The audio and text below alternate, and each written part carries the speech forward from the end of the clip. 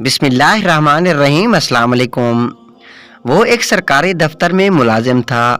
आज सुबह जब सब्जी लेकर वो घर जा रहा था तो एक और सब्जी वाले से दाम पूछने पर पता चला कि वो तो सब्जी महंगे दामों खरीद चुका है। खैर घर पहुंचा, सब्जी निकाली तो पता चला कि दुकानदार ने आधी सब्जी तो गली सड़ी डाल दी है। वो सख्त गुस्से के आलम में तैयार होकर दफ्तर पहुंचा तो एक ठेकेदार अपना कोई बिल ठीक करवाने के लिए आ गया। वो शख्स सब्जी वाले की वजह से पहले ही गुस्से में बैठा था। ठेकेदार से बोला, तुम्हारा बिल ठीक नहीं हो सकता।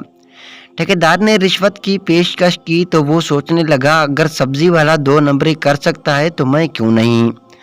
चुनाचा उसने पैसे लिए और बिल ठीक कर दिया।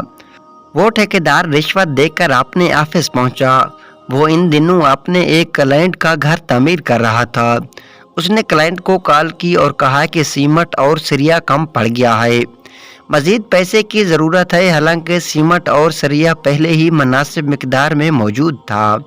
उसका क्लाइंट जो एक डॉक्टर था वो समझ गया कि ठेकेदार 2 नंबरी कर रहा है, लेकिन वो क्या कर सकता था। उसके पास इतना टाइम नहीं था कि वो अपना क्लिनिक भी चलाए और कंस्ट्रक्शन का काम भी देखे।